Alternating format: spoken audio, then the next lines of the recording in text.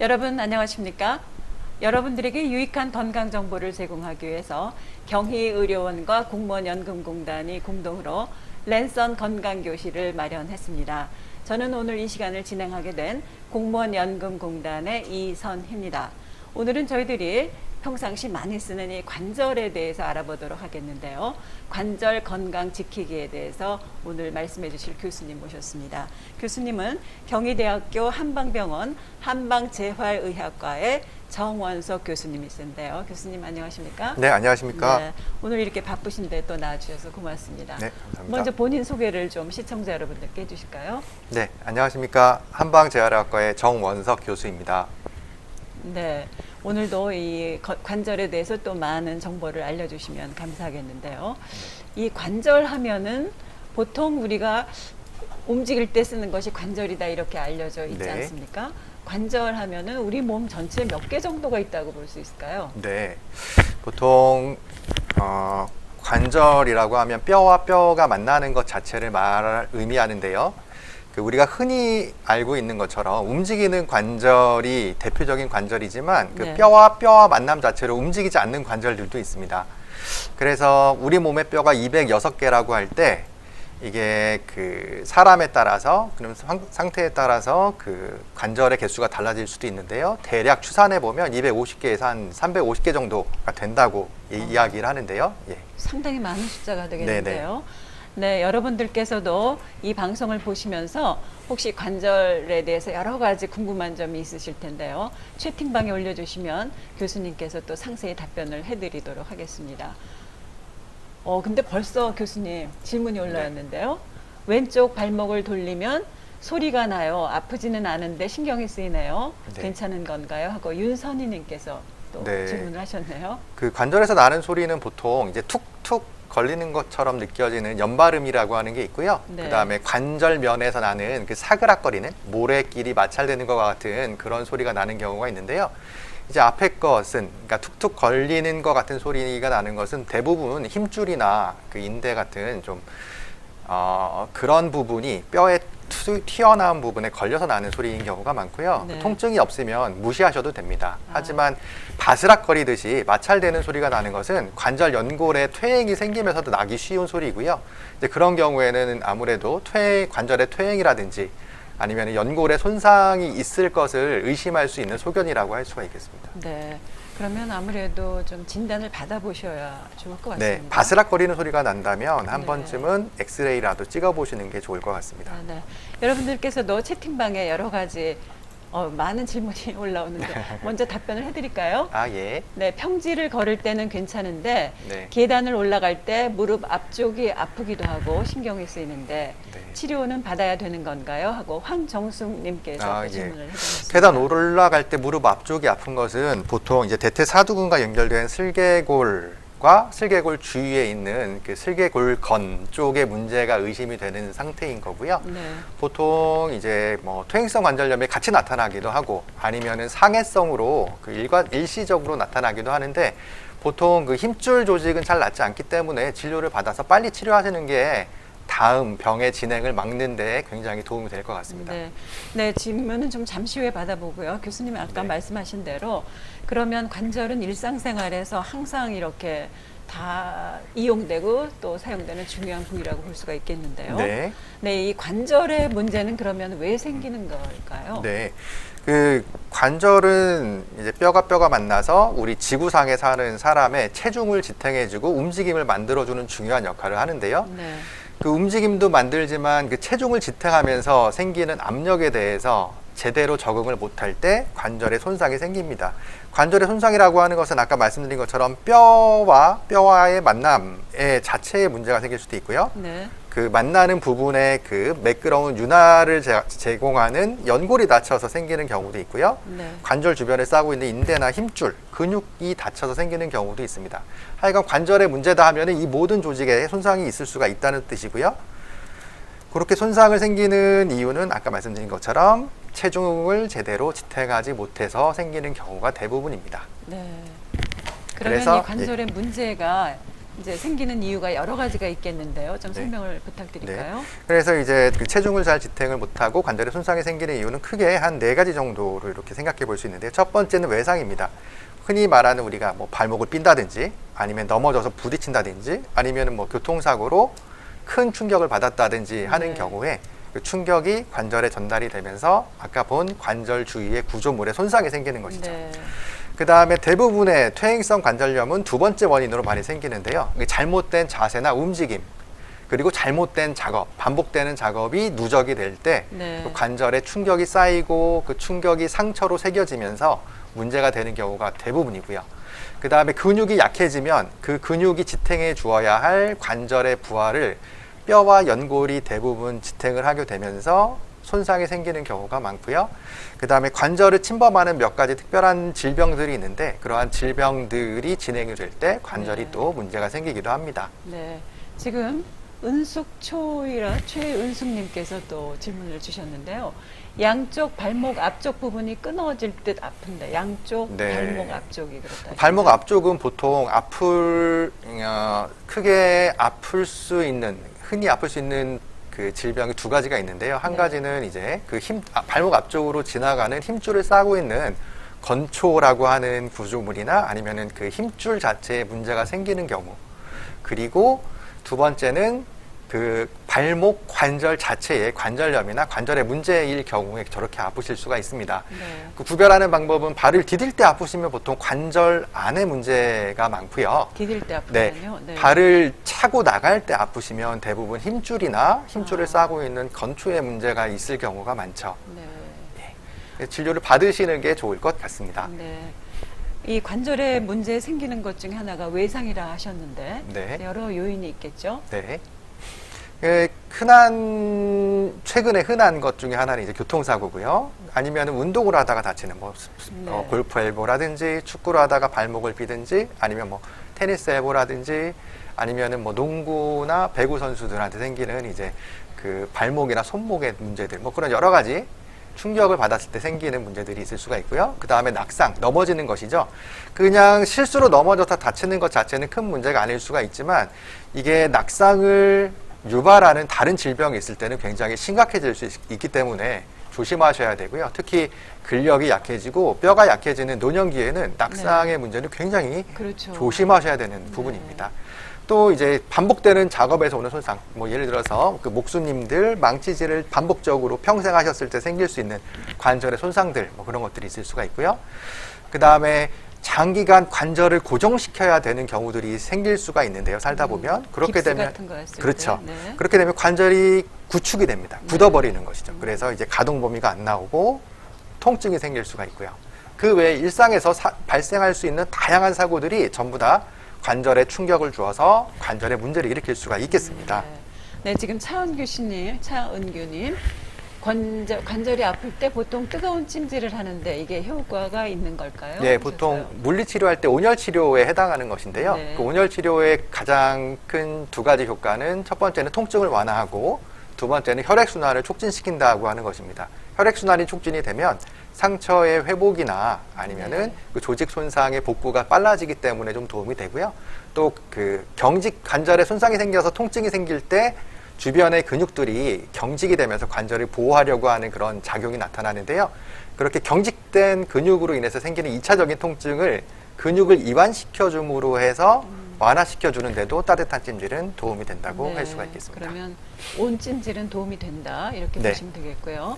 허범님께서는 가끔 서려고 할 때 무릎이 순간적으로 시큰해서 깜짝 놀라는 경우가 있는데 왜 그럴까요? 저것은 보통 그 연골 쪽 손상이나 주위에 인대 손상이 있을 때, 특히 인대가 다치거나 약해졌을 때 생길 수 있는 가장 대표적인 증상이 시큰한 것이거든요. 네. 약간 시리다고 표현을 하시죠, 어르신들은. 예.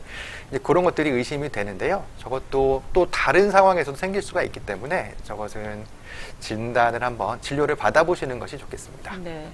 아까 관절에 문제가 생기는 이유 중에서 네. 외상 다음에 그 다음에 또 잘못된 자세나 움직임이라고 말씀을 하셨죠? 네, 맞습니다. 그 자세라고 하는 것은 그 중력에 대해서 체중을 지탱하는 특정한 몸의 위치를 말한다고 생각하시면 되겠는데요. 그 잘못된 자세는 그 중력에 대해서 체중을 효과적으로 지탱하지 못하게 만들므로 해서 특정한 관절에 힘이 집중되도록 만들어주는 역할을 합니다. 네. 그것이 쌓이고 반복되다 보면 힘이 집중되는 관절에 손상이 누적이 되고요. 그렇게 누적된 손상은 대부분 퇴행성 관절염이라고 하는 네. 현상을 관절에 만들게 되는 것이죠. 그 뭐 흔히 우리가 말하는 어르신들 무릎 관절염 네. 그런 것들도 잘못된 자세나 움직임에 의한 것들이 대부분입니다. 그래서 뭐 우리 흔히 요새 뭐 그 아이폰이 나온 이후로 스마트폰이 나온 이후로 대부분 하루에 핸드폰 보는 시간이 네. 많아지지 않았습니까? 네. 그것 때문에 거북목이 생기면서 목 관절염도 되게 많아졌고요. 네. 그리고 뭐 걷는 모양이라든지 아니면 앉아서 생활하는 시간이라든지 앉아 있을 때의 자세, 다리 꼬는 것들, 뭐 그런 여러 가지 것들이 그것으로 인해서 체중이나 무게, 부하가 몰리는 관절에 네. 다양한 그 문제를 만들어내는 것이죠. 네. 지금 박인철님 목 얘기를 하셨는데 아까 목 관절이 아프면 뭐 어지러울까 이런 질문을 언뜻 하신 것 같습니다. 목 질환 때문에 어지럽기도 하나요? 네, 하셨어요? 저것을 특별히 경추성 현운이라고 하는 진단명으로 저희가 이야기를 하는데요. 네. 그 목은 사실은, 그러니까 목에 있는 근육들이나 목관절은 중요한 역할을 하는 것 중에 하나가 머리의 위치를 수평으로 맞춰주는 역할을 합니다. 네. 그래서 균형을 맞춰주는 중요한 구조물이 몇 가지가 있는데 첫 번째는 눈이고요. 네. 그 다음에 두 번째는 귀 속에 있고요. 세 번째는 머리의 위치예요. 그것을 해주는 목이죠. 그래서 눈이 안 좋아도 어지러울 수가 있고 귀 속에 문제가 있어도 어지러울 수가 있고요. 그 다음에 목이 안 좋아도 어지러워질 수가 있습니다. 참 요인이 정확히 파악하기가 참 어렵군요. 네. 또 우영숙님 한쪽 무릎의 안쪽이 통증까지는 아니고 약간 불편합니다. 무릎 안쪽이요. 네. 지켜봐야 할까요? 아니면 관절 건강보조식품을 섭취해야 하나요? 네. 저 관절 건강보조식품 얘기는 사실은 여러 가지 논란이 있었는데요. 대부분의 경우에 큰 도움이 안 되는 경우가 많고요. 마음의 위안은 얻으실 수 있겠으나 관절의 위안은 얻는 경우는 제가 별로 보지는 못했습니다. 네. 그리고 질문 잠깐만 보여주시죠. 네. 그다음에 무릎 안쪽의 통증은 그쪽에 있는 구조물들의 문제를 의심해 볼 수 있는데요. 대부분은 이제 그 거위발 점액낭염이나 아니면은 그 측부인대, 내측 측부인대라든지 내측 반월판이라든지 하는 그런 여러 가지 구조물들의 문제가 있어도 나타날 수 있기 때문에 그 정확한 손상 부위를 평가하기 위해서는 아무래도 진료를 보셔야 되겠습니다. 질문이 상당히 많이 들어오는데요. 네. 그만큼 관심이 많으신 질환 같습니다. 네. 왕 돋보기님이라 하셨어요. 네. 걷다가 갑자기 다리를 주저앉듯 꺾이는 경우도 발생하는데 네. 혹시 관절에 이상이 있는 것인가요? 특히 네. 한쪽 다리에서만 발생을 네. 한다고 하셨습니다. 네, 저것은 여러 가지 경우가 있을 수가 있는데요. 첫 번째는 이제 그 다리에 힘을 지탱해 주는 것을 조절해 주는 신경의 문제가 있어도 다리에 힘이 빠지면서 주저앉을 수가 있고요. 네, 무릎 관절 자체 내의 문제라고 한다면 반월판이 찢겼을 때 저렇게 그 주저앉는 증상이 나타날 수가 있습니다. 연골이 찢어지는 경우죠. 네네. 그렇기 때문에 어느 경우라도 조금 중한 질병일 수 있기 때문에 빠르게 병원을 한번 방문해 보시는 게 좋을 것 그러면 같습니다. 연골이 찢어졌다 했을 때도 관절에 문제가 있다고 보는 건가요? 연골은 관절의 중요한 구성물이니까요. 그러면 결국 관절의 문제라고 볼 수가 있겠군요. 아니요, 관절의 문제일 수도 있고 아니면 다른 문제일 수도 있습니다. 특별하게 다른 부수적인 상태들에 대해서 언급을 안 해주셔서 네. 단순하게 주저앉듯이 꺾이는 것만 가지고는 여기서 뭐 이렇게 점쟁이처럼 맞출 수는 없고요. 네, 혹시 다른 네. 증상이 있으시면 왕 돋보기님 또 다시 올려주시면 될 것 네. 같습니다. 조금 전에 관절의 문제에 대해서 이 자세가 상당히 중요하고 네. 나쁜 자세로 인해서 이제 관절이 안 좋아진다 얘기를 하셨는데 네. 그 이외에도 또 근육의 약화나 이런 것이 있겠죠? 네네. 아까 말씀드린 것처럼 관절의 중요한 두 가지 기능이 움직임을 만들어주고 체중을 지탱한다고 말씀을 드렸는데요. 네. 그 체중을 지탱을 잘 못해주면 관절에 힘이 몰리면서 약한 관절 구조물들이 다치게 되는 것입니다. 네. 근데 그것을 최대한 막아주는 것이 근육의 역할이고요. 네. 근육이 튼튼하다면 관절 주위에서 관절을 둘러싸서 지탱하는 역할을 하는 것이죠. 근데 네. 근육이 약해지면 그 지탱하는 역할이 깨지면서 관절을 이루는 뼈나 연골 같은 약한 부분들이 체중을 다 받게 되는 것이죠. 네. 그렇게 됐을 때 쉽게 다치는 것입니다. 이렇게 생각해 보시면 편합니다. 5살짜리 어린아이가 어른과 똑같은 망치를 들고 일을 했을 때 네. 누가 더 쉽게 다치겠느냐라고 하는 것이죠. 아기들이 훨씬 더 쉽게 다칩니다. 약하니까요. 네.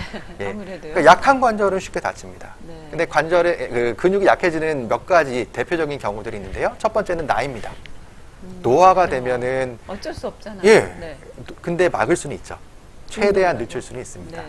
그래서 그걸 노쇠라고 하는데요. 네. 나이가 들면서 근력이 약해지는 것을 노쇠라고 하는데 그런 경우에 관절의 손상이 더 가속화될 수가 있고요. 그 다음에 오래 누워 있거나 네. 고정시켜 놓으면은 근육은 쉽게 없어집니다. 예를 들어서 깁스 일주일만 깁스를 하고 있어도 근육의 양이 많이 줄어들죠. 네. 그렇게 됐을 때 그 근육이 지탱해주는 관절에 문제가 생기기가 쉬운 상태가 된다라고 이해하시면 되겠습니다. 네. 자, 그러면은 노쇠로 인한 네. 근육의 약화도 상당히 문제가 되는데요. 네. 근육을 키우는 것도 참 어려운데 네. 어떻습니까? 그거는 조금 있다가 같이 말씀을 그 드리도록 하고요. 증상을부터 얘기를 해주실까요? 근육이 약해지면은 여러분들이 많이 한 번쯤은 겪어보셨을 그런 증상들이 나타나는데요. 첫 번째로 쉽게 피곤해집니다. 네. 같은 일을 해도 같은 거리를 움직여도 더 빨리 피곤해지는 것이죠. 그리고 평소에 쉽게 하던 일들이 어려워집니다. 예를 들어서 계단을 올라가는데 평소에는 뭐 숨도 헐떡거리지 않고 한 2, 3층은 올라갔지만 네. 근력이 약해졌다고 한다면 숨차고 한 층도 제대로 못 올라가는 뭐 그런 증상이 나타날 수도 있고요. 네.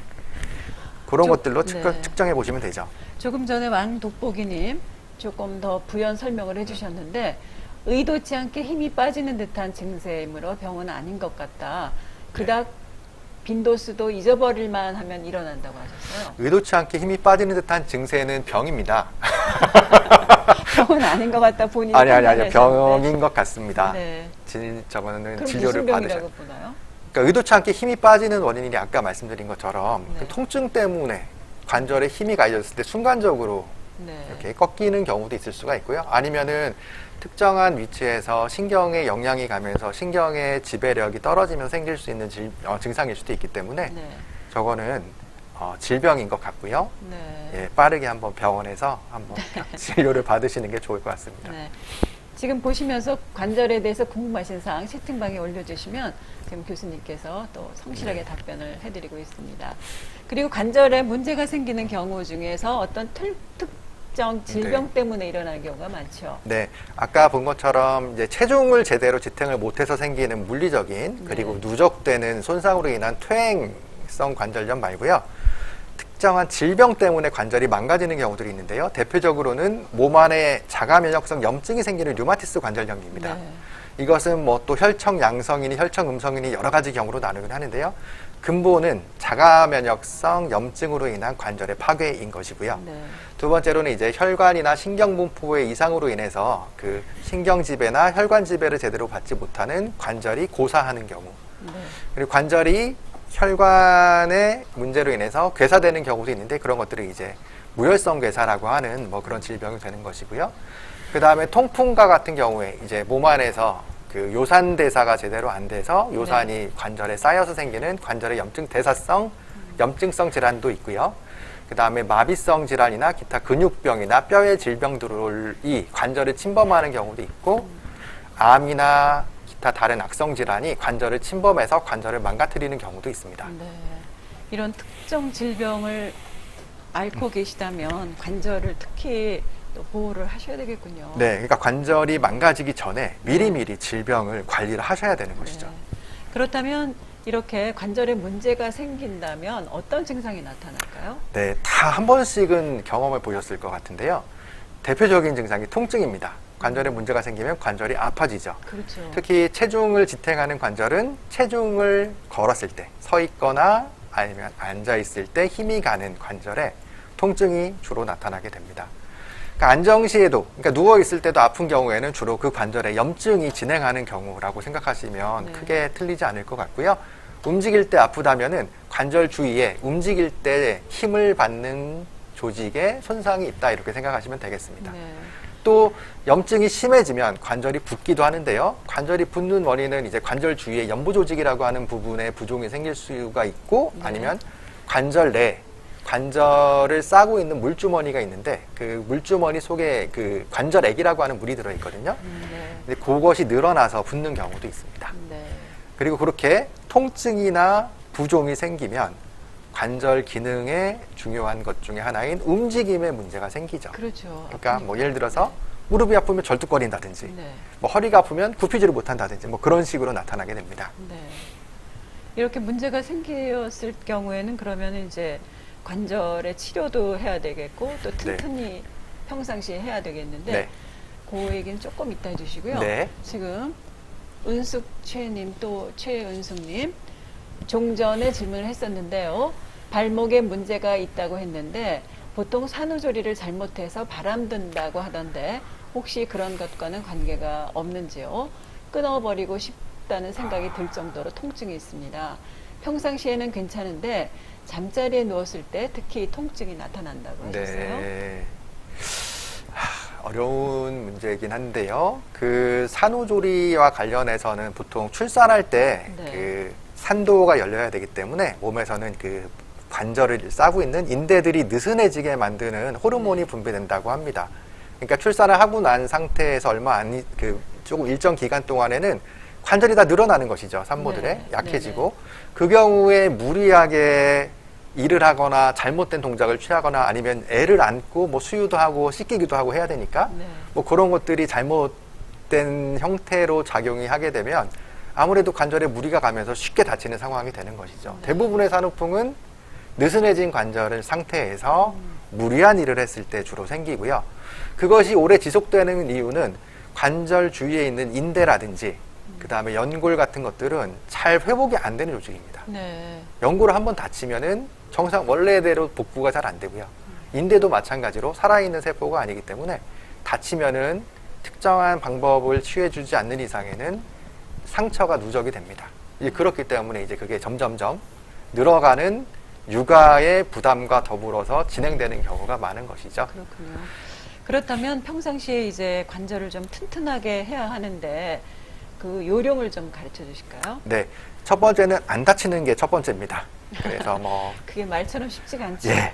그래서 늘 조심하고 그래도 안 되면은 뭐 어쩔 수가 없겠으나 네. 피할 수 있는 것들은 피할 수가 있는데요. 네. 아까 말씀드린 것처럼 교통사고를 예방하기 위한 여러 가지 대책들.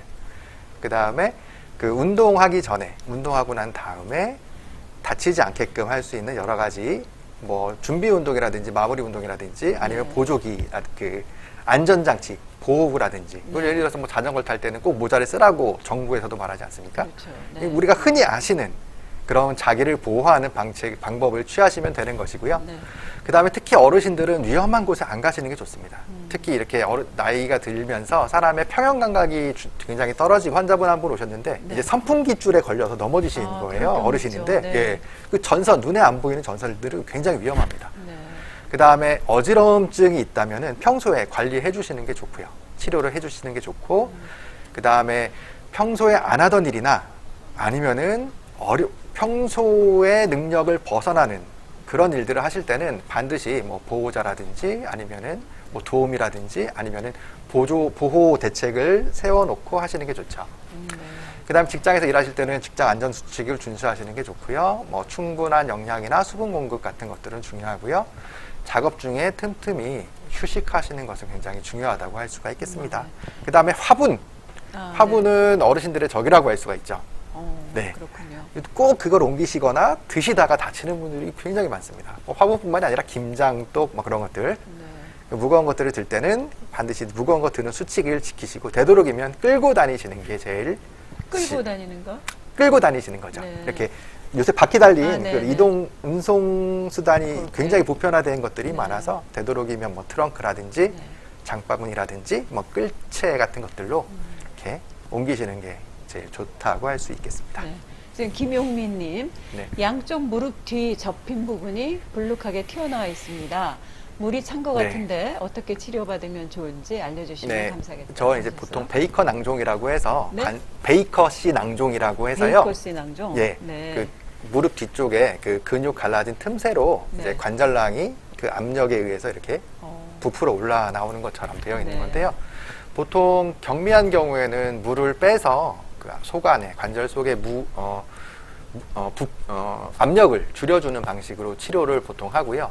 그것이 계속되면 어차피 관절 안에 물이 차는 원인이 있을 거니까 그 네. 원인을 치료하는 방식, 뭐 소염제를 주사한다든지 아니면 염증 치료를 한다든지 그렇게 되고요. 그것이 계속 진행이 되면 수술적인 방법으로 절제하고 빠져나오지 못하도록 그 틈난 구멍을 꼬매주는 뭐 그런 방법을 쓰기도 하는 것 같습니다. 네.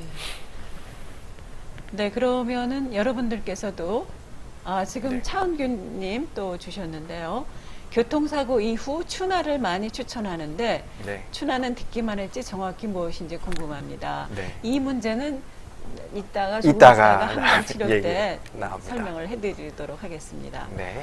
그리고 조금 전에 이제 설명을 네. 또 마저 해주시면 그 외상을 또 평상시 조심을 하셔야 된다. 네. 두 번째는 또 잘못된 자세나 움직임을 예방을 해야 된다 하셨는데요.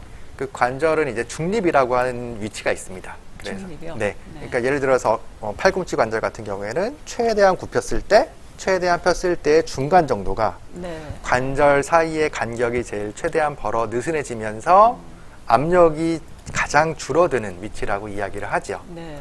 근데 그러한 위치에서 체중 부하가 이렇게 잘 유지가 되도록 해주면 좋은데 그게 안 되는 상황이 되면 문제가 생기기 시작하거든요. 그래서 그 자세를 취할 때 그 중립이를 염두에 두고 불편한 자세로 오래 있지 않기가 사실 제일 중요한 내용입니다. 네. 예를 들어서 뭐 핸드폰을 볼 때 뭐 같은 자세로 1시간, 2시간 이렇게 보고 있으면 목에 문제가 안 생길 수가 없겠죠. 네네. 컴퓨터도 마찬가지고. 예.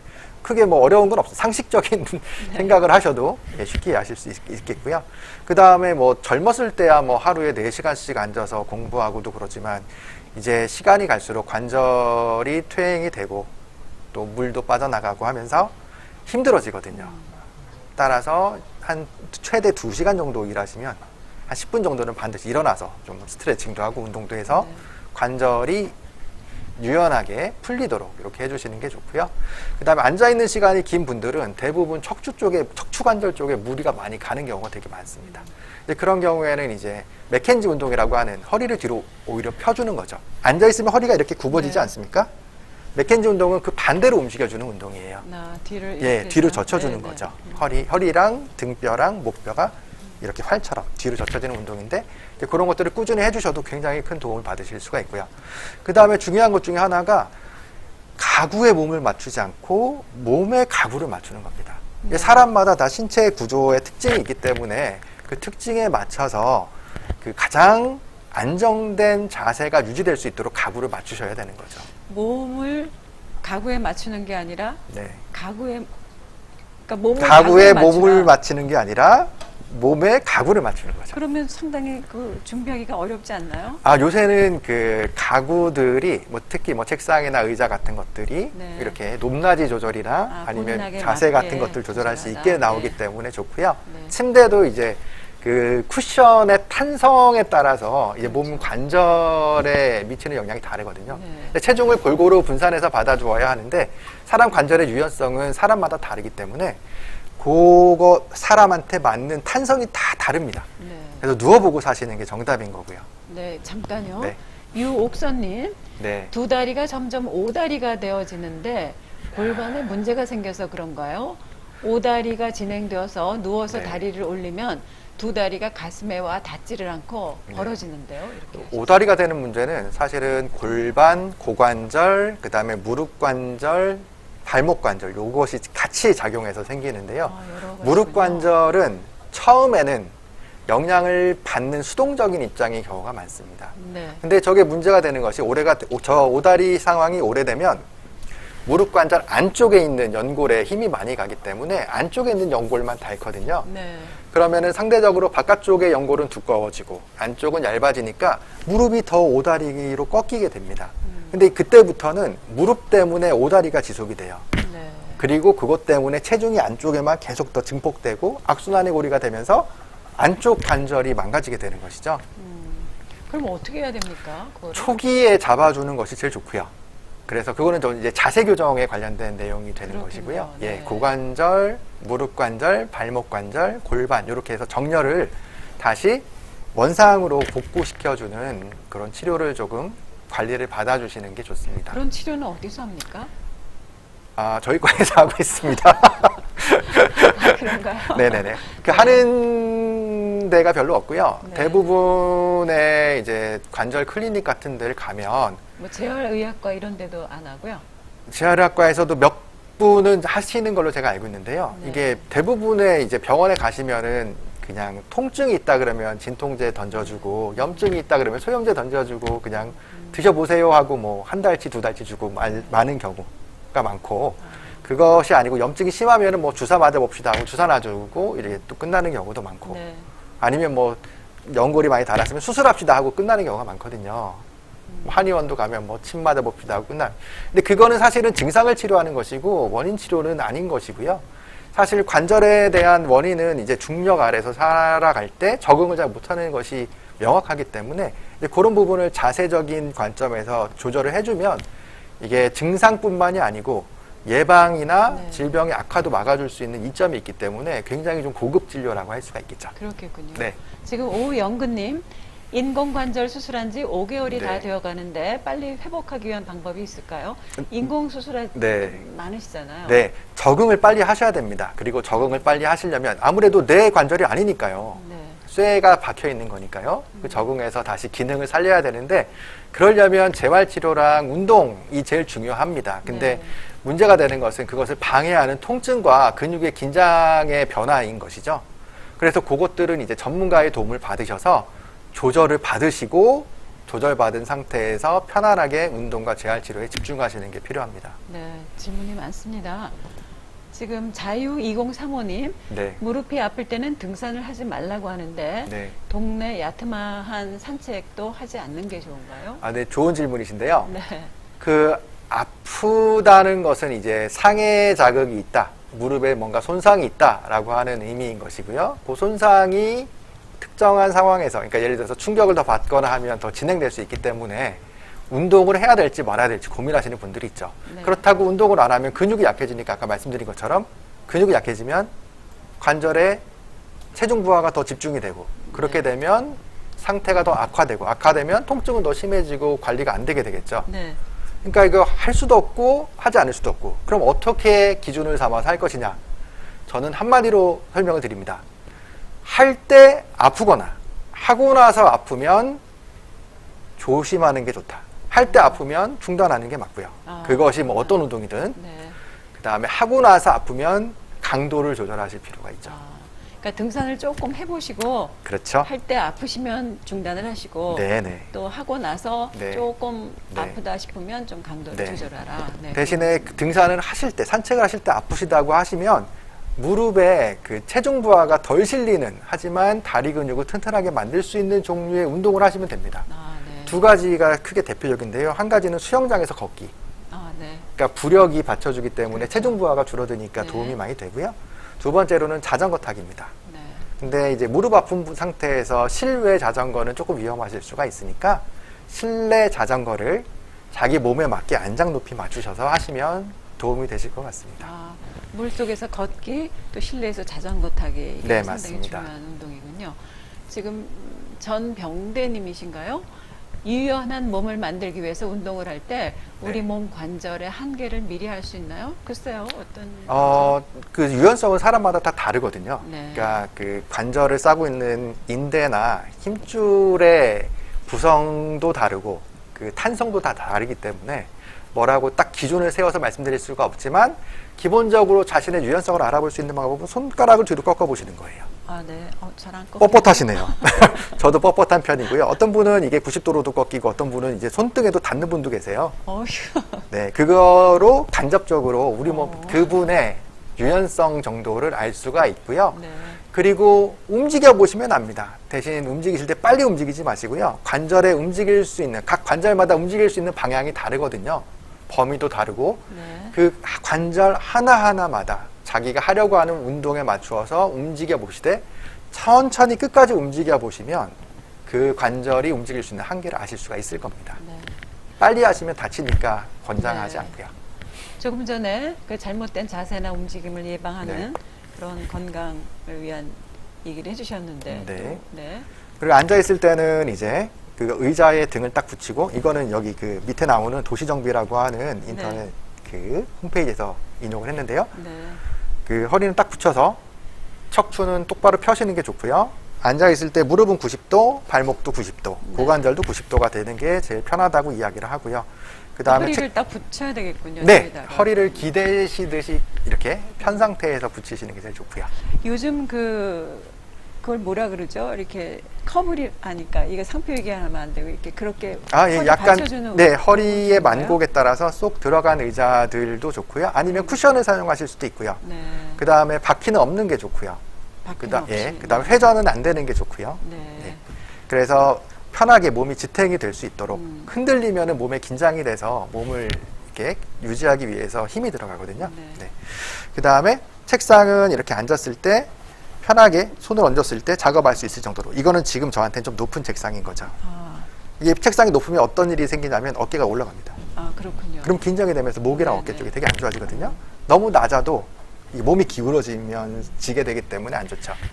그래서 이렇게 기대고 앉았을 때 손을 살짝 들었을 때 어깨가 올라가지 않는 선에서 편안하게 일을 할 수 있을 정도의 네. 책상 높이가 좋죠. 네. 그 다음에 책을 보신다면은 약간 좀 책받침을 대서 이렇게 약간 좀 이렇게 경사지게 만들어서 아, 고개가 이렇게 각도가 많이 꺾이지 있죠? 않도록 네. 바닥에 놓여 있으면 고개가 꺾여질 수밖에 없거든요.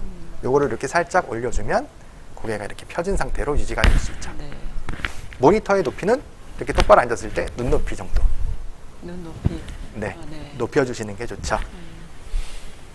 네, 그런 식으로 앉는 자세 조절해 주시면 되고요. 그 다음에 쪼그려 앉아서 일하시면은 그 아까 관절의 그 중립 위치라고 얘기를 드렸는데요. 네. 무릎에 있어서 쭈그려 앉기라는 것은 관절 움직임의 끝까지 가서 관절끼리 이렇게 딱 붙어가지고 마찰되게 만드는 자세거든요. 그렇죠. 되게 예, 불편하죠. 예. 네. 그 상태로 있으면 무릎 다 망가집니다. 아. 특히 시골에서 이렇게 농사 짓는 어르신들 네.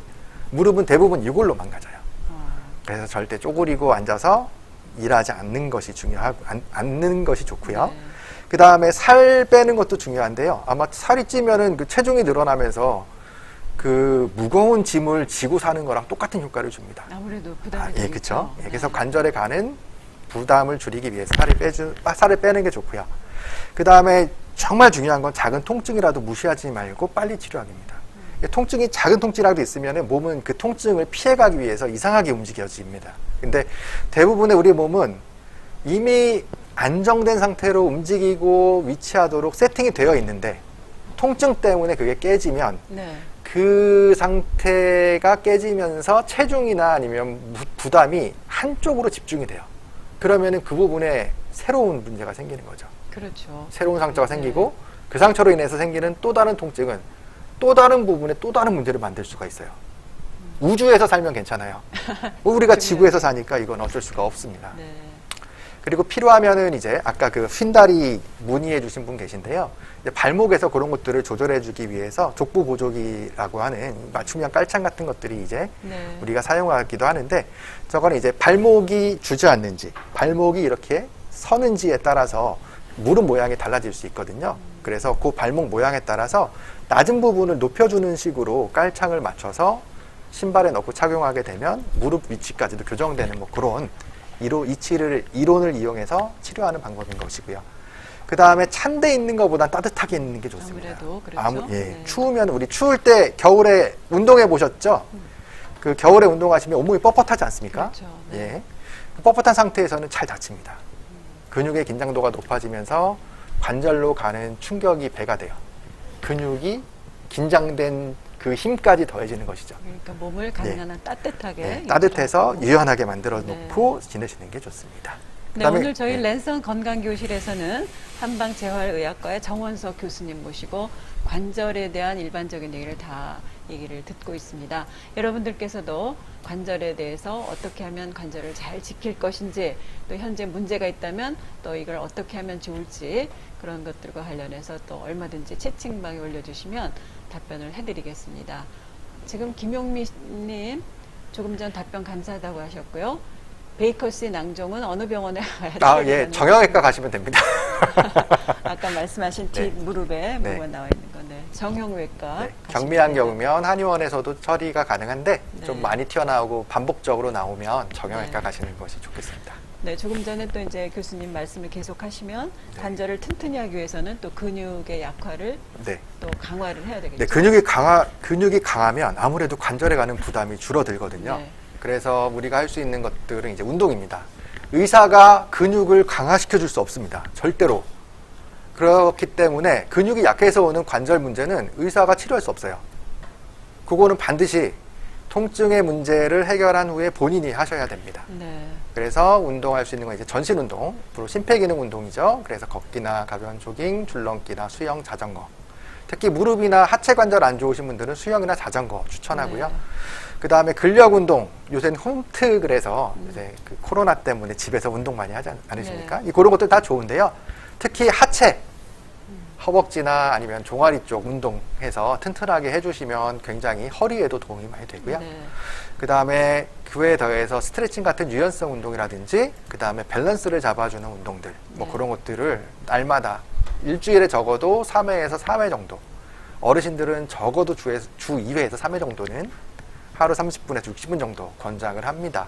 근육 회복에 혹시 도움이 되는 음식물도 있을까요? 네, 저기 나오는 것처럼 네. 그 특히 나이 드신 분들의 이제 노쇠라고 해서 근육이 약화되는 경우에는 그 초유 단백질이 효과가 있다라고 연구 결과들이 보고가 되고 있고 실제로 그 건기식으로도 팔고 있습니다. 네. 판매가 되고 있고요.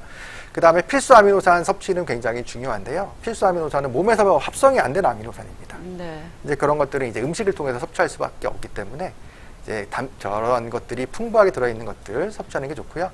그 다음에 지중해식 식단이라고 해서 뭐 과일, 야채, 생선, 곡류. 여기 요구르트도 포함되나요? 요구르트는 포함이 안 되는 것 같습니다. 네. 근데 요구르트 드셔도 나쁘진 않습니다. 네. 요거트 같은 것들. 네. 예. 어차피 발효 음식들은 다 좋으니까 네. 예, 그렇게 하시면 되고요. 곡류는 이게 도정되지 않은 통곡류 네. 의미한다고 생각하시면 되고요. 통곡류 껍질 쪽에는 아까 말씀드린 것처럼 필수 아미노산 같은 것들이 되게 많이 들어있거든요. 네. 그 다음에 운동 전후 탄수화물 및 수분 섭취를 해서 이제 적절하게 근육이 재기능을 할 수 있도록 도와주면 좋고요. 비타민 B 컴플렉스, B 복합체나 비타민 D 같은 것도 도움이 된다고 합니다. 네. 지금 우영숙님, 네. 이게 관절과 관련이 있는 건지 모르겠습니다만 네. 바지 주머니에 지갑이나 핸드폰을 넣지 말라는 이유는 뭔가요? 네, 좋은 질문이신데요. 아, 그런가요? 이게 앞주머니나 뒷주머니 다 비슷합니다. 이게 네. 한쪽에 넣으면은 이제 그게 바지의 장력에 의해서 네. 걸을 때마다 움직임을 방해합니다. 아, 쏠리는군요. 네. 움직임을 제한하죠. 그러니까 예를 들어서 오른쪽 뒷주머니에다가 제가 지갑을 넣었다고 했을 때 그 걸을 때 오른발을 차고 나갈 때 제한이 됩니다. 네. 그러면은 골반이 비틀어져요. 걷는 것도 비틀어지고 그러면은 이게 쌓이면 나중에 자세 문제로 나타나서 허리나 아니면 목 등 쪽에 큰 부담을 주고요. 예, 무릎 쪽에도 문제가 있을 수가 있습니다. 네.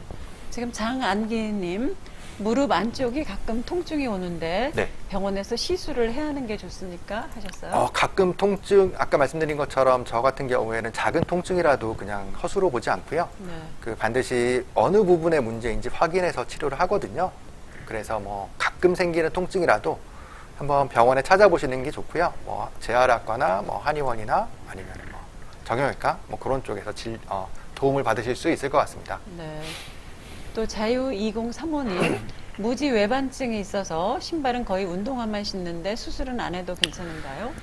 저것도 이제 정도에 따라서 좀 다릅니다. 그레이드가 있는데요. 무지가 외반되는 그레이드에 따라서 뭐 그레이드 1이나 2 정도는 사실은 운동으로도 좀 조절이 됩니다. 네. 그 다음에 보조기 같은 걸 쓸 수도 있고요. 운동은 발가락 벌리는 운동이 제일 좋습니다. 이렇게. 네. 네.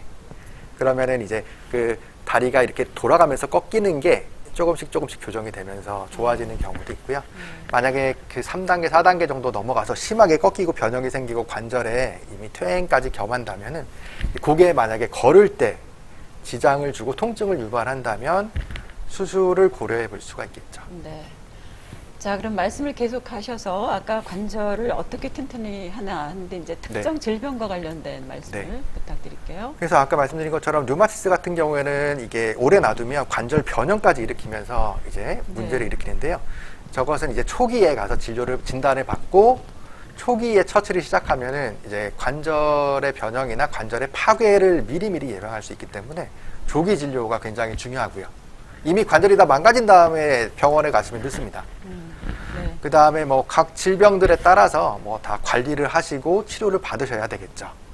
예, 그래서 일찍 치료할수록 관절에 망가지는 것을 막을 수가 있기 때문에 네. 인지하는 순간, 불편한 순간에 빨리 진료를 받으셔서 관절을 보호하시는 게 좋겠습니다. 네. 자, 그러면 이제 교수님 전공이신 관절 건강을 위한 한방 치료에 대해서 한번 얘기를 해주시죠. 네. 어떤 한방 치료가 있을까요? 뭐 한의사들이 쓸 수 있는 처치들이 이제 사실 몇 가지 되지가 않습니다. 많지가 않아요. 뭐 네. 침, 뜸, 한약은 종류가 좀 많긴 하죠. 네. 그 다음에 뭐 추나, 매선, 약침, 뭐 한방 물리치료 뭐 이런 것들이 있는데요. 종류가 많은데요, 뭐. 아, 그런가요? 하나하나 보시면 침은 주로 저희는 통증을 조절하거나 네. 근육을 이완시켜주거나 아니면 그것에 관련된 내장 기능을 조절해주거나 신경 기능을 조절해주거나 혈액순환을 촉진시키거나 그렇게 해서 이제 조직의 회복을 도와주고 부종을 막아주는 목적으로 다양한 방법을 적용해서 사용하게 됩니다. 그러니까 주로 침을 맞는다면 통증 조절이 제일 그게 제일 빠르죠. 아, 네. 침이 굉장히 효과가 빠릅니다. 네. 어떨 때 보면 진통제보다 더 빠를 경우가 많아요. 그렇습니까? 특히 관절 문제에는. 네. 그 다음에 뜸입니다. 뜸은 이제 화상을 입히는 뜸이 진짜 뜸이에요. 보통 우리 밑에 두껍게 스티커가 붙어 있는 뜸을 많이 쓰시는데요. 요거는 화상은 입진 않지만 그냥 단순한 온열 치료랑 크게 차이는 없는 것 같고요. 보통 한의사가 정통적으로 사용하는 뜸은 그냥 스티커나 그런 받침 없이 쑥을 그냥 피부에 올려놓고 태우는 겁니다. 네. 살을 태우는 거예요. 네. 화상이 생겨야 효과가 난다고 기록이 되어 있죠. 실제로 그렇습니까? 예, 실제로 화상이 생겨야 효과가 있습니다. 네. 그 화상을 통해서 이제 화상이 일으키는 여러 가지 내부의 변화들로 회복이 굉장히 촉진이 되거든요. 그럼 화상 치료도 또 해야 되는 거 아닙니까? 그러니까 화상이 작게, 그러니까 흉터가 생기지 않을 정도의 뜸을 저는 주로 사용합니다. 기술을 요하게 작게 하시면 됩니다. 뭐 특별한 기술은 필요 없고요. 작을수록 흉터가 남지 않기 때문에 작게 해서 손상된 부분을 정확하게 시술하시면 손상된 부분, 특히 인대 같은 부분은 회복이 잘 안 된다고 아까 말씀을 드렸는데요. 네네. 이제 그런 인대의 회복에 굉장히 도움이 많이 되고요. 그 다음에 통증을 굉장히 빠르게 완화시켜주고요. 염증도 굉장히 빠르게 조절해주고요. 혈액순환도 같이 촉진시켜주는 네. 효과가 있습니다.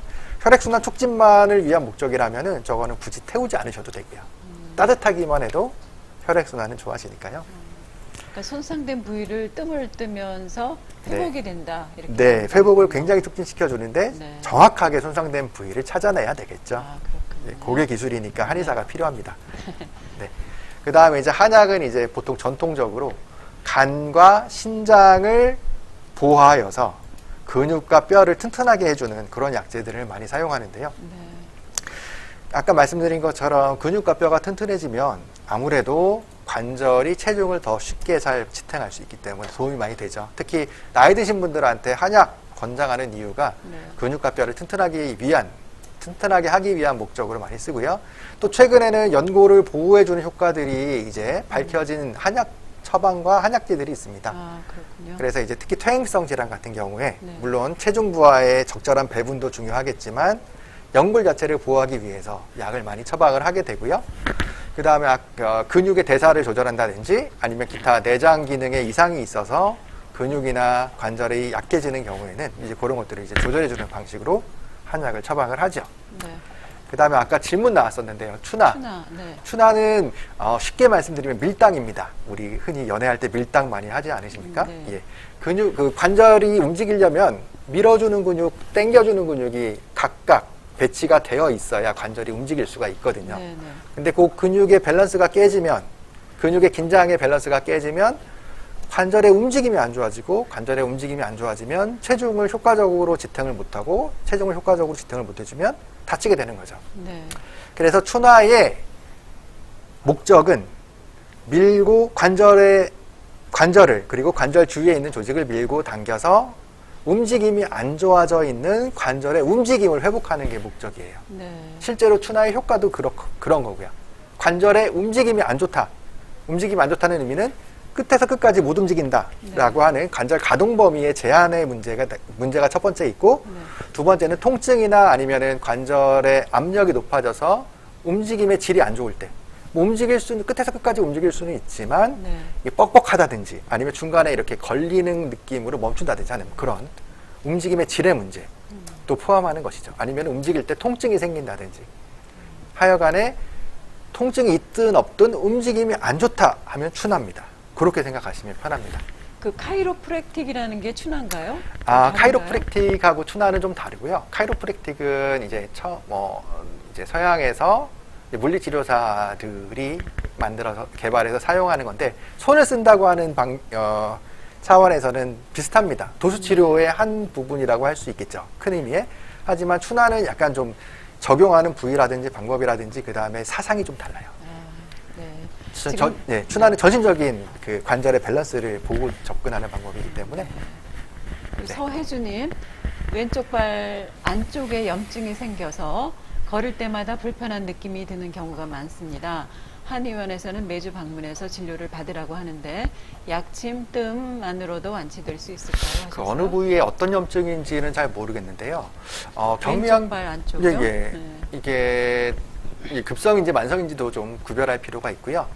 이제 급성 염증보다는 만성 염증에 약침이나 뜸이 효과가 좋고요. 급성 염증이라면은 뭐 약침도 쓸 수 있지만 소염진 통제를 쓰시는 게 가장 빠르고 덜 힘들고 비용도 적게 들지 않을까 싶습니다. 그러니까 한방보다도 소염 진통제를 말씀하시는 급성일 경우에는 네. 소염 진통제로 염증을 좀 조절해 주는 게 좋고요. 왜냐하면 네. 급성 염증이라고 하는 것 자체가 조직에 손상이 생겼을 때 나타나는 것인데 그것이 컨트롤이 안 되면 염증 자체가 또 조직을 망가뜨려요. 그러니까 걔네는 염증을 꺼트려 줘야 되는 것이죠. 네.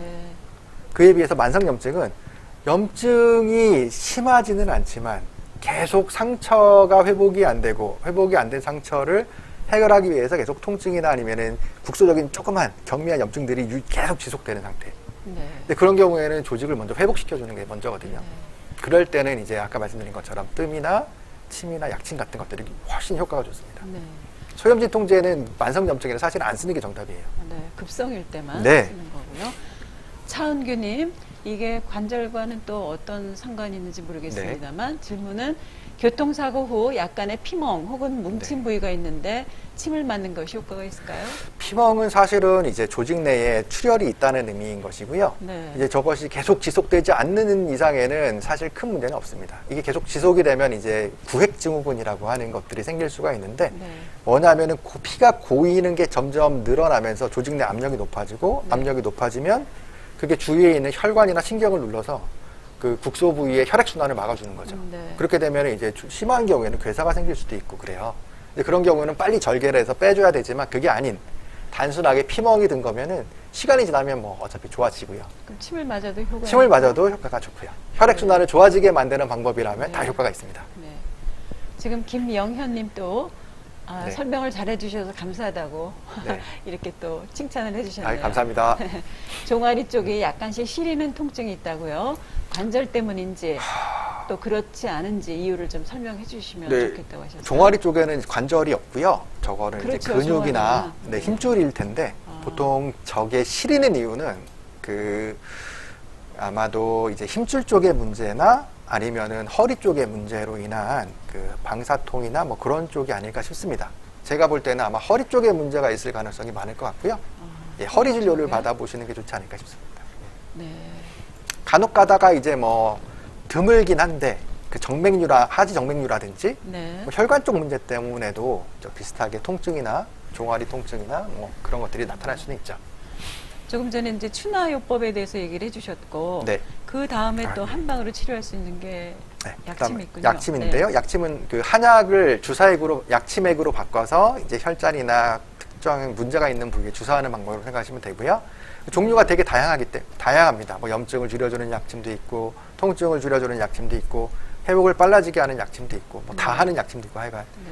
그것은 이제 한의사 선생님이 적절하게 판단한 다음에 시행하시면 아마 좋은 효과를 얻으실 수 있을 것 같습니다. 네. 이재원님, 지금 본인 연세가 73세라고 하셨는데요. 연골 주사를 한 번 맞으면 계속 맞아야 하나요? 현재 6개월마다 5회씩 맞고 있습니다. 네. 저희 어머님도 무릎이 아프셔서 연골 주사를 계속 맞으시는데 별 도움도 안 되시지만 맞으세요. 네, 제가 한의사라는 것을 염두에 두시고 이해를 하셔야 됩니다. 네. 사실은 뭐 정형외과 선생님이 들으시면 또 막 화를 내시면서 아니라고 하실 수도 있을 것 같긴 한데요. 네. 저게 보통 히알루론산이라고 하는 네. 그 약간 좀 점성이 있는 네. 윤활액을 주사하는 거고, 이제 환자분 상태에 따라서 거기에다가 이제 몇 가지 약제를 칵테일하기도 하죠. 네. 염증이 네. 있으면 소염제를 넣고, 네. 뭐 통증이 심하면 진통제를 넣고, 네. 뭐 스테로이드 같은 걸 넣기도 하고 그렇죠. 근데 보통 이제 그 관절액을 늘리려는 목적으로 이제 꾸준히 시액을 하라고 하시고, 뭐 만나시는 의사 선생님들마다 뭐 5번 해라 하시는 분도 계시고 10번 해라 하시는 분도 계시고 15번 해라 하시는 분도 계시고 뭐 여러분이 계신데, 네. 어차피 관절액은 순환하게 되어 있고, 뭐 그렇죠. 그래서 적절하게 그 무저항 운동, 부하를 가하지 않는 운동을 통해서 관절액을 순환시키는 게 좋은데, 관절이 많이 다른 상태면은 그게 좀 힘드실 수가 있어요. 그래서 뭐 그런 경우에는 뭐 한두 번 시행해 볼 수도 있겠지만, 그렇게 대색, 그러니까 끝에 가서는 결국에는 크게 또 도움이 안 되는 경우가 저는 많았던 것 같고요. 또 저기 시술할 때 되게 잘 들어가야 되거든요. 네. 주사 바늘로 네. 관절 속에다 이렇게 집어넣는 방법인데요. 네. 이게 퇴행이 진행된 관절 같은 경우에는 그 주사 바늘이 들어갈 수 있는 통로가 되게 좁아집니다. 그래서 이게 들어갈 때 연골이나 뭐 그런 걸 긁을 수가 있어요. 네. 원래는 건드리면 안 되잖아요. 네네. 네. 근데 그렇게 되면은 이게 연골을 긁는 것으로 인해서 더 아프고 막 아프실 수 있어요. 네. 그러니까 저는 개인적으로는 별로 좋아하진 않습니다. 네. 만약에 뭐 관절이 아주 연골이 없고 망가졌다라고 한다면은 차라리 그냥 인공관절을 하시는 게, 운동이요? 인공관절, 인공관절. 아예 연골이 없는 경우에는 이게 아, 사실 예, 네. 네, 그러면 떨어지거든요. 또 교수님께서 한방 치료 중에서 네. 추나 약침 하셨는데 매선이라는 게 있네요. 매선은 이제 실로 된 침을 이렇게 그 특정한 부위에 집어넣어서 실을 심어 놓는 방법이고요. 저거는 이제 뭐 통증도 뭐 지속적으로 작용을 해서 통증도 줄이고 긴장도도 조절하고, 그 다음에 좀 약한 인대 같은 것들을 이제 튼튼하게 좀 보충해주는 뭐 그런 역할도 있고요. 네. 그 집어넣은 부 주위에 이제 섬유 조직이 증식되도록 이렇게 도와주는 효과가 있다고 얘기를 하고요. 그다음에 뭐 각종 통증을 줄이기 위한 뭐 온열 치료나 아까 말씀드린 것처럼 전기 치료, 수치료 같은 것도 할 수 있습니다. 조금 그래. 전에 온열 치료에 대해서 얘기를 듣고 혹시 냉찜질 같은 건 어떻습니까? 냉찜질은 아까 말씀드린 것처럼 급성 염증, 아, 조직이 처음 다쳤을 때 네. 이제 그걸 복구하려고 이제 붓고 열라고 하지 않습니까? 이게 그 급성 염증인데, 그게 지속이 되면 오히려 정상적인 조직도, 주위에 있는 정상 조직도 망가뜨릴 수 있기 때문에 그럴 때는 염증을 억눌러야 되거든요. 그래서 소염제나 냉찜질은 그때 쓰는 겁니다. 네. 지금 마지막 질문 하나 더 받아볼까요? 아니면은 교수님께서 이제 시간이 어느 정도 다 됐는데요. 시간이 참 네. 빨리 지나갔습니다. 재미있게 잘 들었는데요. 환자를 치료하시면서 네. 이 관절 건강을 잘 지키기 위해서는 또 교수님께서 네. 저희 시청자분들께 당부하시고 싶으신 네. 말씀들이 있을 것 같습니다. 네, 사실 그 기존 병원에서 하는 치료들은 의사 선생님들이 당장 불편한 것들을 해결해 주려는 목적으로 쓰시는 거죠. 근데 그게 완치가 아닙니다. 도와드리는 거죠. 불편하지 않도록. 네. 근데 거기에만 의존하시면은 더 힘드세요. 뭐 만성적으로 복용하는 소염제 통제는 속도 안 좋게 만들고, 그 다음에 회복을 막거든요. 네. 아까 아까 말씀드린 것처럼 염증이라는 것은 손상된 조직이 회복되도록 도와주는 정상적인 과정인 것인데, 근데 그거를 소염제를 오랫동안 먹으면은 그 회복되는 기전 자체가 억눌려지는 거죠. 네. 그러니까 회복이 안 되고 통증만 없어지는 상태에서 그냥 또 평소처럼 지내다가 또 다치시고, 그게 쌓이고 쌓여서 더 나빠지는 경우가 되게 많아요. 네. 그래서 지금으로서는 자기 관절의 상태와 그게 왜 생겼는지를 명확히 알고, 네. 그것을 적절하게 조절해주는 방식으로 관리를 하시는 게 사실은 정답에 제일 가까운 치료라고 저는 생각을 하고 있고, 네. 그것을 방해하는 통증이나 염증이나 기타 관절 내의 문제들은 의사 선생님들한테 도움을 받아서 해결을 받으셔야 되는 거예요. 그러니까 관절의 문제에 있어서는 의사 선생님들은 도와주는 역할인 거고요. 네. 실제로 생활 속에서 다치는 것들을 막는 역할은, 예방하는 역할은 환자분들이 제대로 아시고 이해하시고 자기 몸을 이해하시고 실행하셔야 되는 그런 문제인 것이죠. 그러니까 본인의 노력도 상당히 네. 중요하다는 생각이 근데 드네요. 기존에는 그걸 안 알려주시잖아요. 안 네. 알려주셨잖아요. 그렇죠. 저는 그걸 알려드리고 싶어서 네. 이런 자리를 또 빌어서 말씀도 드리고, 네. 또 오시는 분들한테 또 말씀도 드리고 그렇게 하고 있습니다. 네. 오늘 랜선 건강교실을 통해서 시청자 여러분들께서 또 관절 건강에 대해서 또 잘 얘기를 들으셨고, 어떻게 하면 관절을 건강하게 지킬 수 있는지 아마 궁금증이 많이 또 도움이 되셨으리라 생각이 듭니다. 교수님 이렇게 얘기를 해주셔서 대단히 감사합니다. 감사합니다. 네. 그러면 아쉽지만 오늘 이것으로 관절 건강 지키기 방송을 모두 마치도록 하겠습니다. 함께 시청해주신 여러분 대단히 감사하고요. 또 채팅방에 올려주신 여러분들도 대단히 감사합니다. 건강하게 다음 시간까지 또 안녕히 계시길 바랍니다. 교수님 감사합니다. 감사합니다. 네, 이것으로 마치겠습니다. 감사합니다. 고맙습니다. 공단 유튜브 구독과 좋아요도 부탁드려요. 공무원 연금공단